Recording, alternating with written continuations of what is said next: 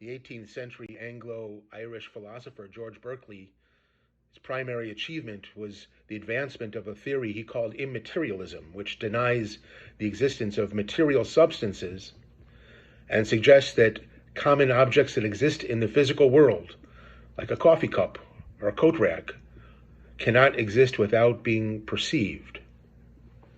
A century later, in the age of transcendentalists, Berkeley's theory would find popular expression in an eclectic cultural arts magazine called The Chautauquan, where the famous question was first asked: if a tree were to fall on an island where there were no human beings, would there be any sound? The challenge taken up by the editors of Scientific America at that time was straightforward. Sound waves travel through the air to our ears. If there's no one to hear it, it does not make a sound. And so the metaphysical question of how material existence is tied to mental acuity has occupied great minds ever since. Shabbat Shalom. I hope this pre-Shabbos video finds you and your family safe and healthy. I was thinking about this question last week around this time as I was reviewing the Parsha of Tisa, which directs the lighting of a 7-branched lamp, the menorah. The menorah was placed adjacent to the innermost sanctum of the Mishkan, where it would be hidden from view behind the curtains. The classic commentators ask, why is there a need for there to be light where only God can see it? Certainly God does not need the light. But in light of our metaphysical thought experiment, one might ask a parallel question. Does a lit menorah give off light if there's no one there to see it? This week's Parsha, Tisa, is famous for its central theme, the building of the Egel HaZahav, the golden calf.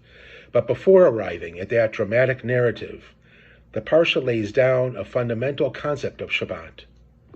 Ve'ata daber b'nei Yisrael lemor, ach et shabtotai tishmu ki ot hi v'ni u'v'neichem l'dortechem v'dat ki ani Hashem mekadoshchem. Speak to the Israelite people and say, nevertheless, you must keep my Sabbaths, for this is a sign between me and you throughout the ages, that you may know that I, Hashem, have consecrated you. Our premier medieval commentator Rashi explains the verse as referring to the fact that God gave the Jewish people the distinction of copying God's act of holy rest on the seventh day.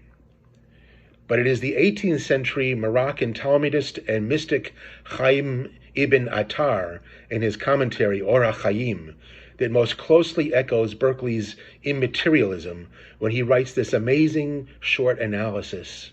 Ze Perush, he says, this is the verse's meaning. In Ken, ein shomer, ein Shabbat. If there is no one to observe the Shabbat does not exist. Founder of cultural Zionism, the cultural Zionist movement in pre-state Israel, Zionist Tzvi Hirsch Ginsburg, also known as Achad Ha'am, suggested a slightly different formulation. He said, more than the Jews have kept the Sabbath have kept the Jews. Ginsburg's intended audience was a secularized pioneer group coming to drain the swamps and build the land of Israel. The Jewish Sabbath has been kept since the Torah was given on Mount Sinai, but it has been the strictures and the prayers and their melodies and the traditions and the tastes, the sounds and the smells of Shabbat that have always kept the Jewish community whole.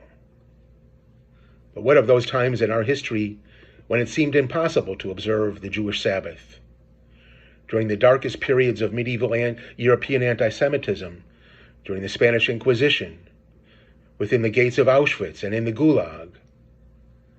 The fact is, the Shabbat has always persisted somehow, somewhere, to inspire and to uplift, no matter how isolated or oppressed or assimilated or absent the Jewish people have been.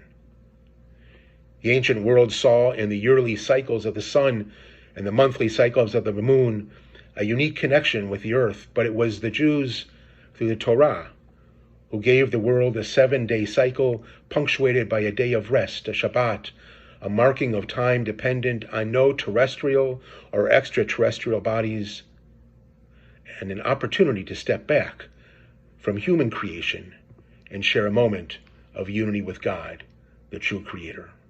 Shabbat Shalom.